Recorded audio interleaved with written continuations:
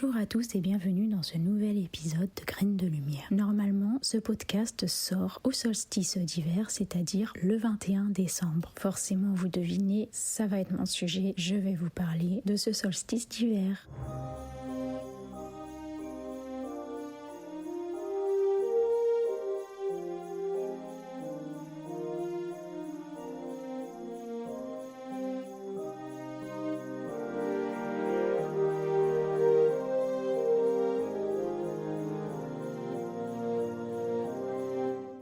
Alors que des millions de foyers s'apprêtent à fêter Noël, pour les sorciers et les sorcières, c'est la saison de Yule qui nous intéresse. Yule, c'est le terme païen pour désigner le solstice d'hiver, soit la nuit la plus longue de l'année. Il se déroule entre le 21 et le 22 décembre. Contrairement au calendrier actuel que l'on a maintenant, il n'est pas symbole de la période hivernale qui, selon les païens, se célébrait d'ailleurs à Samhain ou Samhain, les deux se disent, donc c'est-à-dire à Halloween, puisqu'on plonge dans l'obscurité à ce moment-là. Lors du solstice d'hiver, on passe la journée la plus courte, donc la nuit la plus longue, et lors de ce solstice, on revient vers la lumière et les jours se rallongent enfin. Yule, c'est donc une réalité astronomique. À l'époque, Yule signifiait la promesse du retour de la chaleur et on le célébrait pendant 12 jours. Je vais vous expliquer ça avec un peu plus de précision. On retrouve d'ailleurs encore aujourd'hui beaucoup de symboles de cette fête païenne, enfin d'origine païenne avant tout,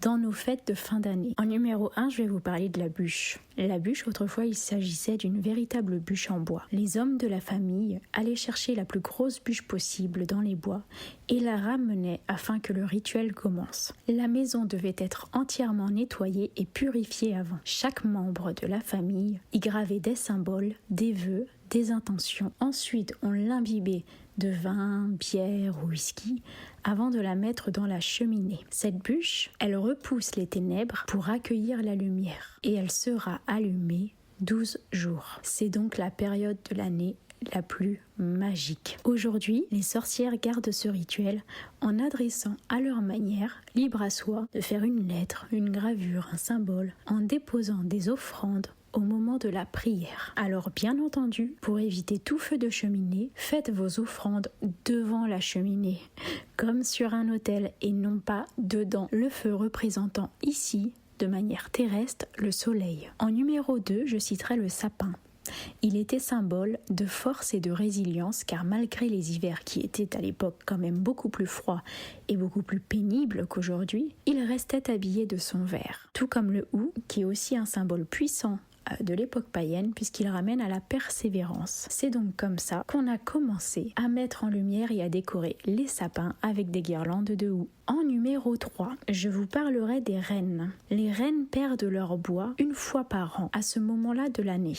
C'est pourquoi les rennes et les cerfs étaient un symbole du dieu cornu. C'est marrant de voir l'évolution de tous ces petits symboles qui ont été aujourd'hui repris par la culture actuelle et aussi par les croyances actuelles. Alors comment on peut célébrer Yule à notre époque ? Vous pouvez dans un premier temps persévérer la tradition de purifier et de nettoyer pour le solstice et de ne plus y toucher ensuite. Ça veut dire pas de grand ménage ou pas de nouveaux rites de purification pendant 12 jours. Vous pouvez installer sur votre autel un dieu représentatif de cette saison, comme Odin, Cornu ou encore Thor. Vous pouvez disposer 2 bougies, une symbolisant la nuit la plus longue de l'année et l'autre la renaissance du soleil. Vous pouvez aussi ajouter des bougies dans toute la maison, et cette fois-ci de couleur verte, rouge, blanche ou dorée, qui sont les couleurs de la célébration de Yule. Vous pouvez aussi prier avec vos offrandes devant votre autel ou devant une cheminée avec un feu comme je l'avais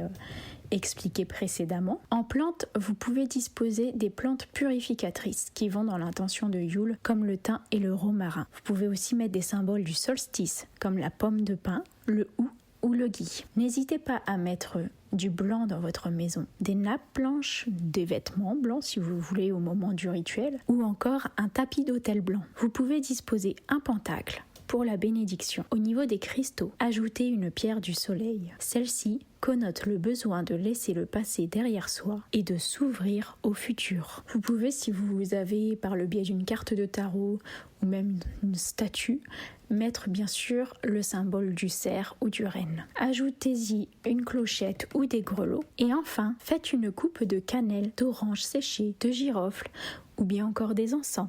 Voilà, c'était un épisode très court sur la saison de Yule, qui est un événement qui moi me tient énormément à cœur car je suis née à Yule. Et le fait de savoir que c'est le moment le plus magique de l'année, que c'est on quitte les ténèbres pour retourner dans la lumière, c'est vraiment quelque chose de puissant que j'ai énormément envie de célébrer. À ce moment-là, je préfère célébrer Yule que mon anniversaire. Comme je vous disais, c'est astronomiquement réel. C'est une bénédiction.